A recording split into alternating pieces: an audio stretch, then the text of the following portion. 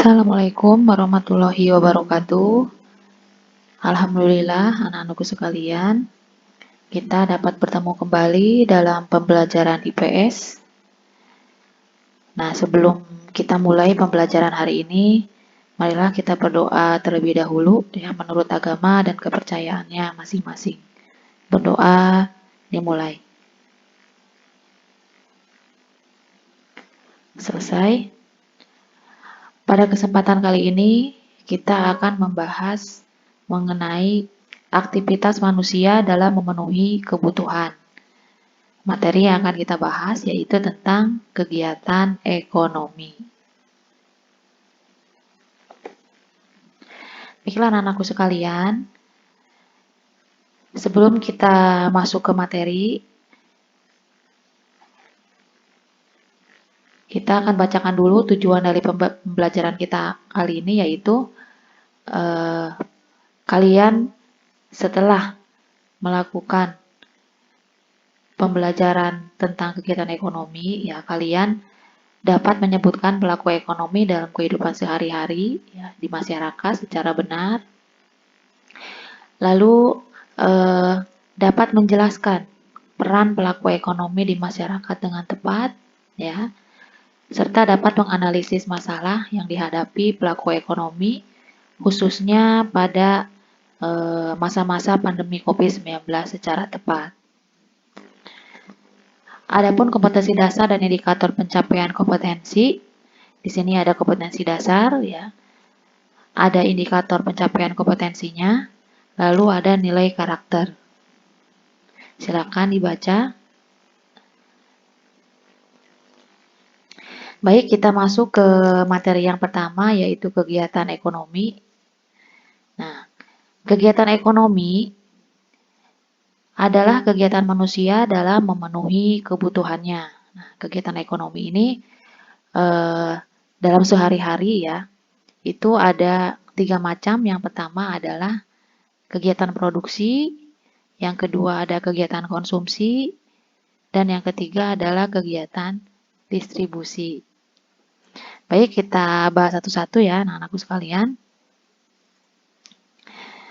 Yang pertama adalah kegiatan produksi. Ya, produksi adalah semua kegiatan yang dilakukan untuk menghasilkan atau meningkatkan nilai guna suatu barang dan jasa dalam memenuhi kebutuhan. Nah, produksi dalam arti ekonomi mencakup kegiatan menambah nilai guna barang. Ya. Nah, kita bahas tentang nilai guna di sini ya. Nilai guna suatu barang akan bertambah bila barang tersebut diolah lagi dan menghasilkan barang lain. Setiap barang memiliki nilai guna yang berbeda. Perbedaan tersebut, ini kita bahas satu-satu ya. Yang pertama adalah nilai guna bentuk. Ya, di sini nilai guna bentuk yaitu suatu barang akan memiliki nilai guna apabila telah mengalami perubahan bentuk. Nah, contoh-contohnya bisa kalian baca sendiri. Yang kedua adalah nilai guna tempat, yaitu nilai guna suatu barang akan lebih tinggi karena perbedaan tempat. Yang ketiga, nilai guna waktu. Nilai guna waktu yaitu suatu barang akan bertambah kalau barang tersebut digunakan pada saat yang tepat. Nah, yang selanjutnya adalah nilai guna kepemilikan, yaitu nilai guna barang akan bertambah apabila barang tersebut telah berpindah ke pemilikannya. Baik, kita lanjutkan. Nah, di sini ada tujuan produksi. Ya, tujuan produksi ini ada 4 ya. Mungkin masih banyak ya tujuan-tujuan produksi yang lain. Nah, di sini Ibu hanya memberikan 4 saja. Yang pertama adalah meningkatkan modal usaha. Lalu berusaha memenuhi kebutuhan atau permintaan konsumen dan permintaan pasar. Ada juga ingin memperoleh keuntungan dalam usaha.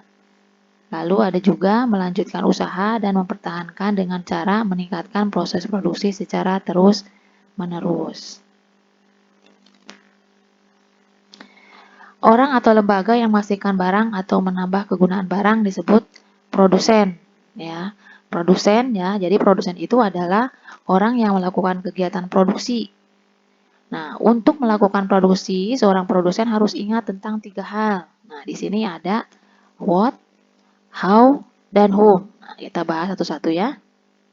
Nah, di sini penjelasannya what. Nah, jadi what itu adalah barang apa saja yang akan dihasilkan ya, dan bahan-bahannya apa saja. Ini berhubungan dengan tujuan dari produksi itu sendiri. Tujuan produksi untuk memastikan barang produksi atau barang konsumsi. Jadi, tentukan dulu barang apa yang akan diproduksi, lalu bahan-bahannya juga apa saja, tersedia atau tidak ya. Lalu yang kedua adalah how, bagaimana.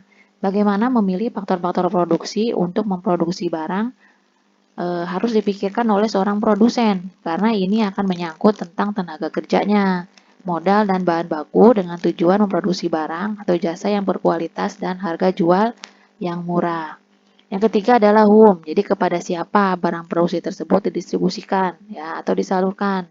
Permasalahan yang ditimbulkan bukan sekedar bisa menghasilkan barang saja, akan tetapi barang yang dihasilkan itu harus diterima oleh masyarakat. Contohnya misalkan sekarang pada masa pandemi ini ya, misalkan kalian memproduksi masker, ya masker atau facial, nah kepada siapa itu akan didistribusikan, gitu ya. Nah, faktor-faktor apa dalam memproduksi itu kita memerlukan faktor-faktor produksi atau sumber daya ekonomi. Nah, apa saja faktor-faktor produksi itu? Nah, faktor produksi ya, kita harus tahu dulu nih pengertian dari faktor produksi. Faktor produksi adalah semua sumber daya yang bisa digunakan dalam kegiatan produksi, yaitu untuk menciptakan atau menambah nilai guna suatu barang maupun jasa. Tadi nilai guna sudah kita bahas ya, jadi dalam memproduksi itu tidak hanya memproduksi saja, tetapi harus memiliki nilai guna. Nah, faktor produksi yang pertama adalah faktor produksi alam, ya, faktor produksi yang bersumber dari kekayaan alam. Yang kedua adalah faktor produksi tenaga kerja, faktor produksi yang melakukan kegiatan produksi, ya, atau orangnya, baik secara langsung maupun tidak langsung. Nah, tenaga kerja ini atau labor ini ya tidak sembarangan.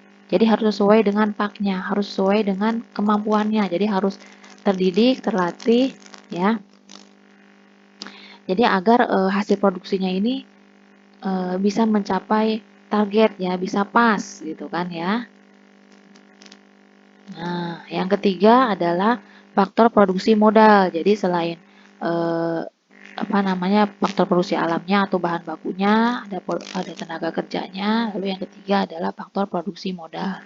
Segala sesuatu yang digunakan untuk menghasilkan barang atau jasa ya. Jadi modal ini sebetulnya satu faktor yang utama gitu ya. Dan yang keempat adalah faktor produksi kewirausahaan. Jadi faktor produksi yang berupa kemampuan manusia untuk mengelola atau mengendalikan usaha untuk memperoleh laba. Nah, itu faktor produksinya. Kita lanjutkan ya.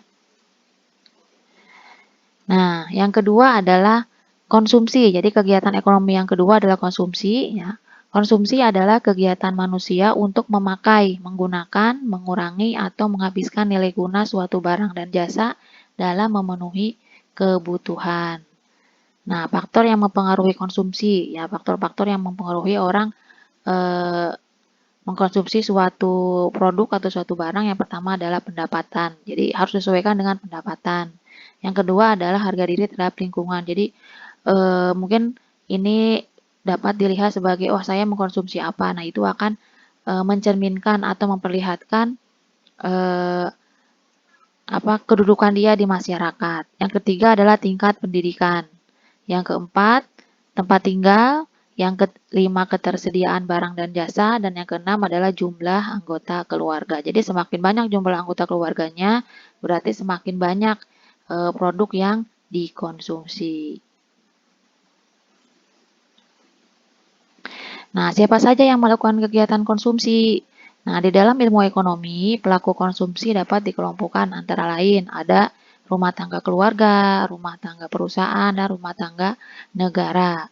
Kegiatan konsumsi yang dilakukan oleh setiap rumah tangga berbeda-beda, baik dilihat dari jumlah maupun ragamnya. Nah, Yang pertama yaitu kegiatan ekonomi rumah tangga keluarga ya. Nah, di sini ya. Lalu yang kedua adalah kegiatan ekonomi rumah tangga perusahaan. Ini pasti skalanya akan lebih besar. Nah, yang ketiga adalah kegiatan ekonomi negara. Ya, jadi ini bertujuan ya konsumsi negara itu bertujuan untuk memenuhi atau melayani kebutuhan masyarakat. Biaya yang digunakan untuk konsumsi negara berasal dari masyarakat itu sendiri, baik itu dari APBD maupun APBN. APBD itu adalah anggaran pendapatan daerah, kalau APBN adalah anggaran pendapatan negara ya. Lalu selanjutnya adalah kegiatan ekonomi yang ketiga yaitu kegiatan distribusi. Kegiatan distribusi yaitu kegiatan untuk menyampaikan barang dan jasa dari produsen ke konsumen dengan cepat, menguntungkan, efisien, dan efektif. Orang atau lembaga yang melakukan kegiatan distribusi disebut distributor. Ya. Nah, cara pendistribusian ya, cara pendistribusian itu terbagi menjadi 3 ya. Yang pertama adalah distribusi langsung. Penyaluran hasil produksi dari penghasil atau produsen langsung dijual atau disalurkan kepada pengguna atau konsumen, contohnya pedagang sayuran ya. Yang kedua adalah distribusi tidak langsung, yaitu penyaluran dengan menggunakan beberapa perantara seperti pedagang besar, agen, dan pedagang eceran, kemudian ke konsumen.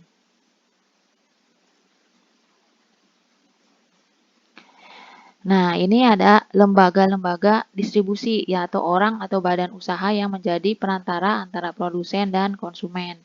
Ini yang pertama adalah agen, ya untuk kalian sudah tahu ya agen. Lalu yang kedua adalah pedagang besar atau grosir. Yang ketiga pedagang eceran dan yang keempat adalah maklar. Ya, maklar itu adalah orang atau badan yang melakukan kegiatan jual beli barang yang bertindak atas nama orang lain atau atas nama yang menyuruhnya, gitu ya. Yang kelima adalah komisioner, adalah orang atau badan yang melakukan kegiatan jual beli barang yang bertindak atas namanya sendiri, walaupun barang itu milik orang lain. Ya. Yang keenam adalah importir, adalah pedagang yang membeli atau mendatangkan hasil dari luar negeri dan menjualnya di dalam negeri. Yang ketujuh adalah eksportir, adalah pedagang yang membeli barang di dalam negeri kemudian menjualnya ke luar negeri. Jadi eksportir ini kebalikan dari importir. Nah, di dalam melakukan kegiatan ekonomi, ya kita tidak terlepas dari etika. Jadi etika ekonomi dalam pendistribusian barang dan jasa adalah tindakan yang dilakukan oleh distributor dengan berusaha memperoleh keuntungan yang wajar tanpa merugikan pihak lain. Ya, jadi intinya etika ekonomi yang selayaknya dijalankan distributor adalah menyalurkan barang dan jasa secara adil dan merata ke semua wilayah agar tercukupi semua kebutuhannya dengan harga yang relatif sama dan terjangkau. Oke, sampai situ kegiatan ekonomi yang dapat Ibu sampaikan ya. Jika ada yang kurang paham atau kurang jelas, silahkan dipertanyakan. Nah, ini ada kuis ya, ada 6 soal, silahkan kalian jawab. Ya, kalian tulis soalnya di buku catatan kalian, lalu dijawab. Nanti akan kita bahas di pertemuan selanjutnya.